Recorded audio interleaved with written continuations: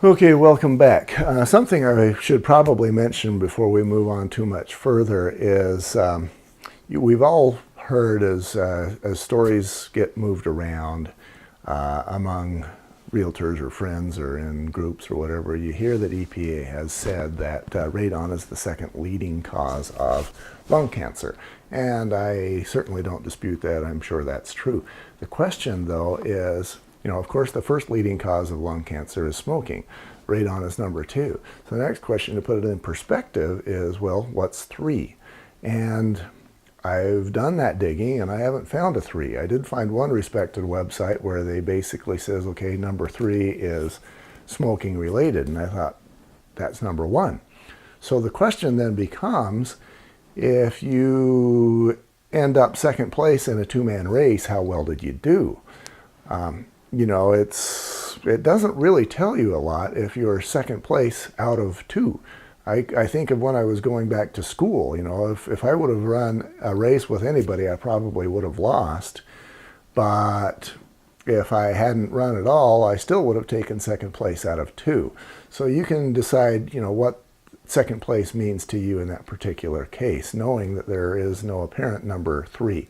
Now, from a realtor's point of view, one question that I often get when I do this class is, where's the house that is most likely to be a radon problem? And I've already mentioned some of the risk factors, which is, maybe a home that's up on the hill, maybe one that's in a riverbed, maybe one that is downstream of a mine where they're mining for something. Maybe if you've got a mountain that's made out of granite, that would be perhaps a greater risk factor. By comparison, we mentioned that if you're down near a lake, you're probably at much less risk. But there's other risk factors.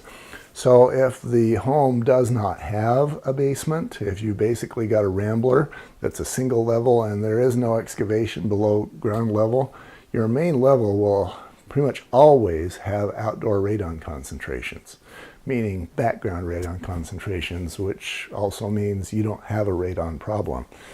Same with the second story. Any above ground or at grade levels they're just not going to have a problem unless you've actually got something actually in the wall or something. I have seen one case where it was a whole old home built in about 1909, and they actually built the house out of a sandstone.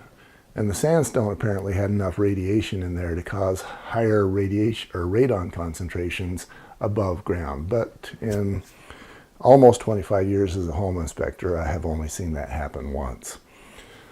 So other factors are going to be, maybe you've got maybe a basement that is way below grade.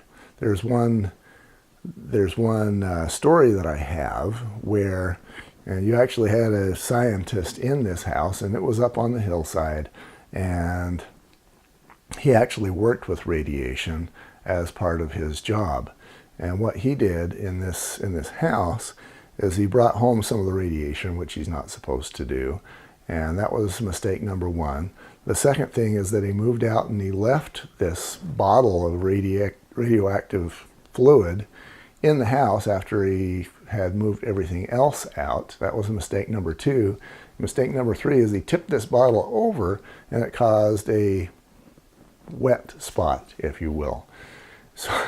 So here we have this bottle labeled radioactive, and you can obviously see that it had spilled, and that was a problem, of course, for the buyers who bought this house. Now they figured that the house, because of the spill, is radioactive, and it took a number of studies and 6 figures to lots of different people and state regulatory agencies, and basically the end of that was that they decided to just sand off the radioactive area, and the house was golden. But that took years for that solution to be arrived at and completed.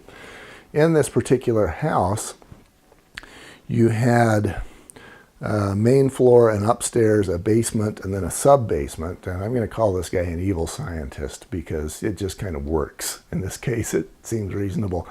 But he had this sub-basement over here that was kind of his home laboratory, which he wasn't supposed to do, but that was his home laboratory. And that was the area where we had that. So if you've got a sub-basement, all of your radon is going to flow to the lowest level, which is that sub-basement. And if you're going to have a radon problem, it's going to be in that location. Okay, next segment we're going to talk about other potential risk areas and what can raise and lower your risk. Be right back.